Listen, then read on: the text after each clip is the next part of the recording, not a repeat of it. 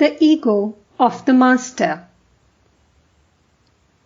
In the Nirvikalpa Samadhi, Sri Ramakrishna had realized that Brahman alone is real and the world illusory.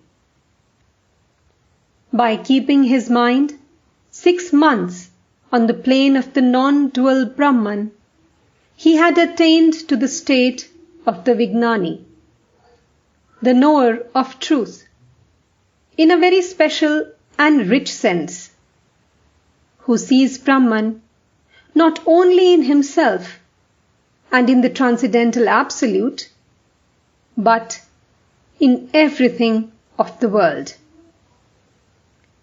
In this state of Vijnana, sometimes bereft of body consciousness, he would regard himself as one with Brahman.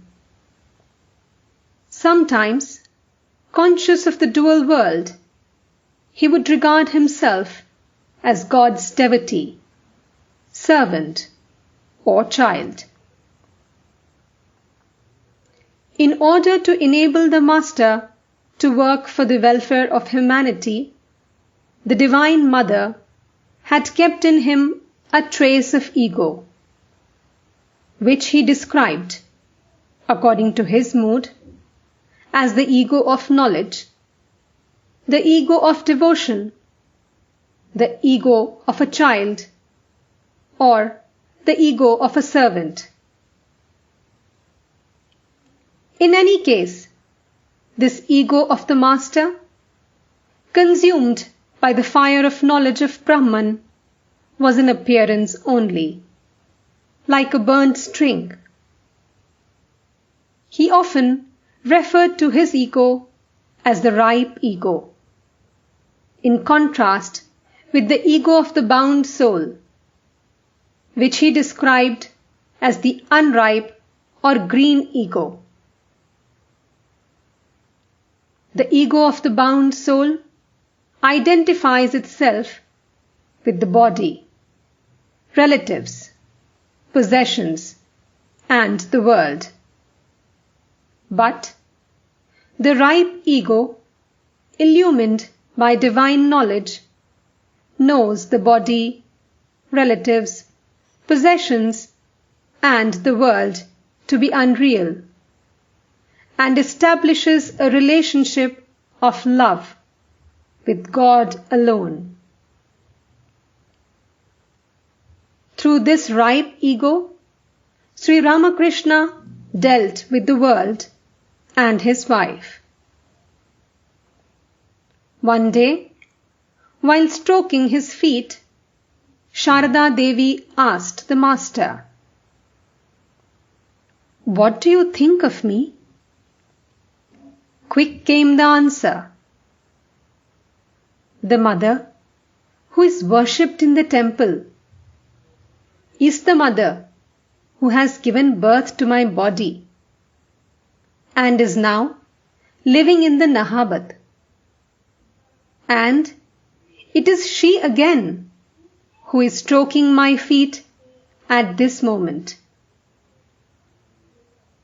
Indeed, I always look on you as the personification of the blissful Mother Kali."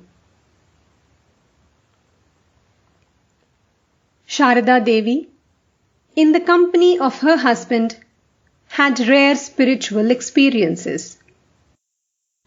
She said, "I have no words to describe my wonderful exaltation of spirit as I watched him in his different moods.